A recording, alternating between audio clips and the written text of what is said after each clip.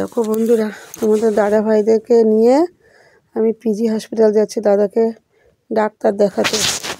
এখন বাজে ভোর 4টের সময় বাড়ি থেকে বেরিয়ে পড়লাম তোমাদের দাদা ভাইকে নিয়ে। সাথে আছে ছেলে। প্রচণ্ড ঠান্ডা, দেখো ঠান্ডায় আমরা একদম খুবই কষ্ট পাচ্ছি। হাওয়া দিচ্ছে প্রচণ্ড, চারিদিক ফাঁকা, একটা কোনো মানুষ নেই রাস্তায়, শুধু আমরাই টোটোটায় করে যাচ্ছি। চারিদিক যে অন্ধকার সেটা তোমরা বুঝতেই পারছো। দেখো পুরোটাই অন্ধকার।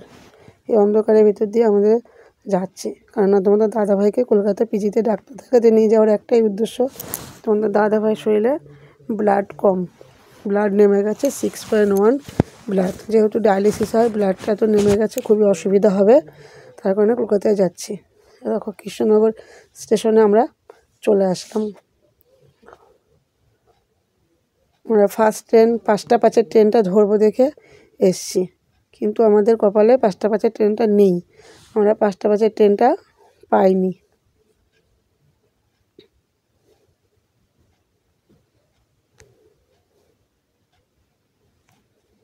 আমরা প্ল্যাটফর্মে ঢোকার আগে 5টা 5-এর ট্রেনটা চলে গেছে।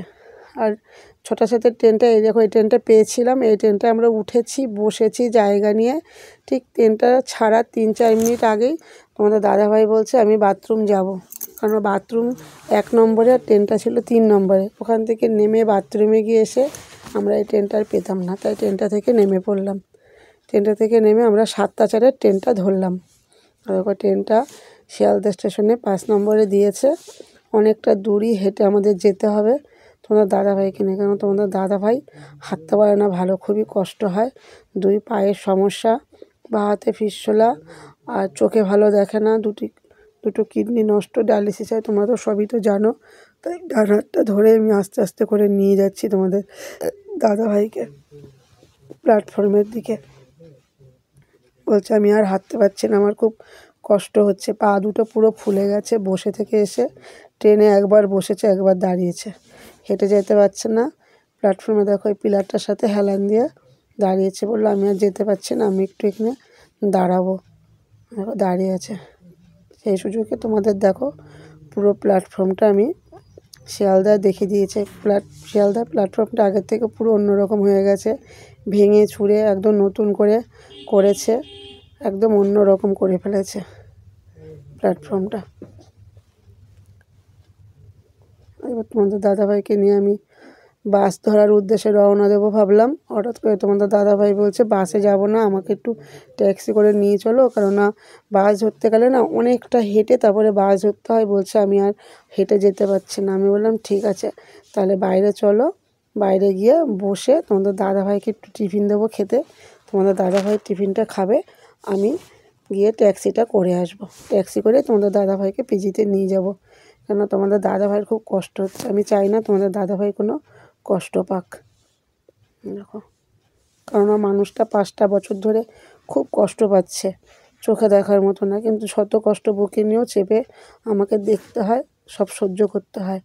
দেখো তোমাদের দাদাভাইকে এখানে বসিয়ে বাসি লুচি আর আলুর দম দিয়েছি, কিন্তু কিছু করার নেই, কী করবো বলো।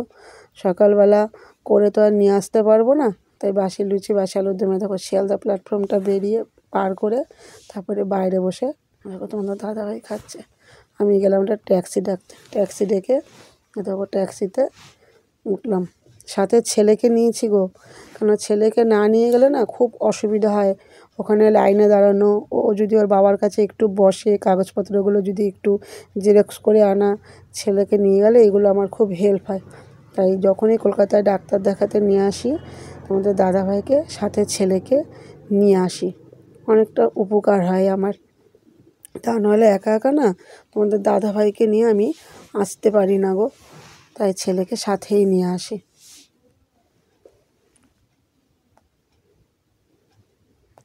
চলে আসলাম আমরা পিজি হসপিটালে আসতে কার ভালো লাগে বলো? আমার একদম ভালো লাগে না, কারণ এখানে আসার পরে না এত কিছু দেখি। আর আজকের কপালটা আমার এতটাই খারাপ, দিনটা এতটাই খারাপ যে এই পিজিতে ঢুকলাম, পর দেখি সব ডেড বডিগুলো নিয়ে যাচ্ছে ঢেকে ঢেকে ট্রেচারে করে। আমার খুব খারাপ লাগছিলো, ঢুকেই মনটা আজকে খারাপ হয়ে গেল। আমি আসি কিন্তু এরকম কোনো দিনও দেখিনি, আজকেই দেখলাম, খুব খারাপ লাগছিলো আমার, মানে বলার মতো না। ছেলেটাকে বারবার পিছনে তাকাচ্ছি আর বলছি তাড়াতাড়ি আয়, আমার সাথে সাথে আয়। ডাকছি যে পিছনে বেশিক্ষণ থাকিস না, আমার পাশে চলে আয়। দেখো আমার বাঁ দিকে যে লাল কালারের যে বিল্ডিংটা দেখতে পাচ্ছ না, ওইটা হচ্ছে উডবান, ওইখানে সব নেতা মন্ত্রীদের চিকিৎসা হয়। আর এই সামনে দিয়ে চলে যাচ্ছি অনেকটা গিয়ে নেফ্রোলজিস্ট, কেন মেন গেটের থেকে না বড় গেটটা তোমাদেরকে দেখানো হয়নি, ওই বড় গেটটা থেকে না নেফ্রোলজিস্ট বিভাগটা অনেকটা দূর, অনেকটাই হাঁটিয়ে নিয়ে আসতে হয় তোমাদের দাদাভাইকে। ওই আস্তে আস্তে করে হাঁটিয়ে নিয়ে যাচ্ছে। এই দেখো চলে আসলাম এখানটায়। এটা হচ্ছে ট্রমা কেয়ারের সামনে। দেখো বাড়ির পেশেন্ট পার্টির লোকেরা সব কীরকম ঠান্ডার মধ্যে এখানে সব বসে আছে। সারা রাতটা না এরা এখানেই থাকে। কি করবে বলো, পেশেন্ট যদি ভিতরে থাকে কখন ডাকবে না ডাকবে তার ঠিক নেই। ওই জন্য শত কষ্ট হোক না কেন এরা বাইরে এইভাবে বসে থাকে। দেখো এভাবেই শুয়ে থাকে, তোমাদেরকে দেখাচ্ছি, তোমরা দেখো। দেখো তোমরা দেখতেই পাচ্ছ। আর এই হচ্ছে ট্রমা কেয়ার সেন্টার। দেখো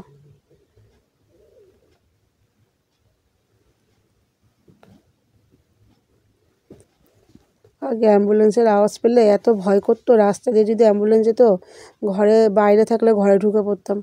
আর এখন এমনই হয়ে গেছে, ভগবান এমনই করেছে, মানে কোনো কিছুকেই আর ভয় করি না, ভয়কে জয় করে উঠতে হবে। কারণ আমি যদি ভয় পেয়ে যাই তাহলে তোমাদের দাদাভাইকে আমি সুস্থ রাখতে পারবো না। একটা সময় গেছে আমি এত ভয় পেয়েছি, এত কেঁদেছি, কিন্তু দেখলাম আমি কান্না করলে দেখি তোমাদের দাদাভাইও কান্না করে, আমার কি হবে, আমি আর বেশি দিন বাঁচবো না। আমি সেই চিন্তা ভাবনা করে দেখলাম না, আমাকে শক্ত হতে হবে। আমি যদি শক্ত না হয় তাহলে তোমাদের দাদাভাইকে শক্ত করতে পারবো না। খুব কেঁদেছি যখন তোমাদের দাদাভাই, যখন শুনেছি ডাক্তার যখন বলেছে যে ওনার দুটো কিডনি ড্যামেজ হয়ে গেছে, খুব কেঁদেছি খুব। মানে তোমাদের দাদাভাইয়ের সামনে কোনোদিনও কাঁদতে পারতাম না, বাথরুমে গিয়ে কল ছেড়ে দিয়ে কেঁদেছি, আমার কান্নার আওয়াজ যেন কেউ না পায়। এই দেখো এই হচ্ছে নেফ্রোলজিস্ট বিভাগ, এখানে কিডনি ডাক্তাররা বসে। এই যে লাইন, আগের দিন রাতের থেকে এখানে লাইন দেওয়া হয়। আমার নাম্বার কত হয়েছিল জানো? 1200। কিন্তু এখানে একটা দাদার সাথে পরিচয় আছে, ও দাদাটাকে বলে আমি ডাক্তার দেখিয়ে নিয়েছি। ডাক্তার কি বলল তোমাদেরকে অবশ্যই জানাবো আমি। দাঁড়াও একটু এদিকের কাজগুলো সেরে নিই। আমি ডাক্তার দেখানো আমার হয়ে গেছে, প্রেসক্রিপশন হাতে পেয়ে গেছি। আমাকে এখান থেকে মেডিসিন তুলতে হবে, তাই মেডিসিনের লাইনে আমি দাঁড়াবো। তোমাদেরকে দাঁড়িয়ে আমি দেখাচ্ছি মেডিসিনের লাইনটা ঠিক কতটা বড় হয়েছে। এই দেখো আমি দাঁড়িয়ে আছি মেডিসিনের লাইনে, আমার পিছনে একটা ভদ্রমহিলাকে দেখাচ্ছি, নিশ্চয়ই তোমরা দেখবে। এই দেখো উনি পাশে দাঁড়িয়ে আছে, উনি ভিতরে ঢোকার জন্য খুব চেষ্টা করছে। আমার ছেলেকে বলছি যে দেখো তোমরা, দেখো এখান থেকে মেডিসিনটায় লাইন দিয়ে মেডিসিনটা তুলতে হবে। সরকারি হসপিটাল মানে সবই একটু কষ্ট হয় ঠিকই লাইন, কিন্তু ট্রিটমেন্টটা সঠিক। এখানকার ট্রিটমেন্টটা আমার খুব ভালো লাগে, ডাক্তাররাও খুব ভালো। আর যেটুকুনি বুদ্ধি দেয় এরা সঠিক বুদ্ধি দেয়। তোমাদের দাদা ভাইয়ের যে ব্লাড কমে গেছে তার জন্য ওষুধ দিয়েছে, ইঞ্জেকশান দিয়েছে, সেগুলো সব দিতে হবে।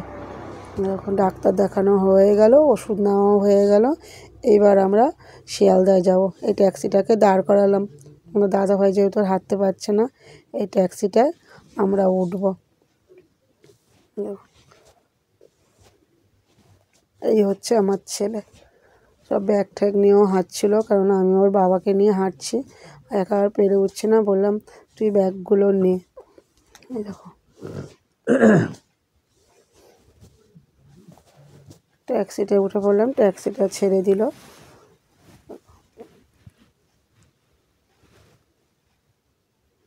তোমাদেরকে দেখাবো একটা জিনিস, তোমরা দেখো, তোমাদেরকে দেখাচ্ছি, দাঁড়াও।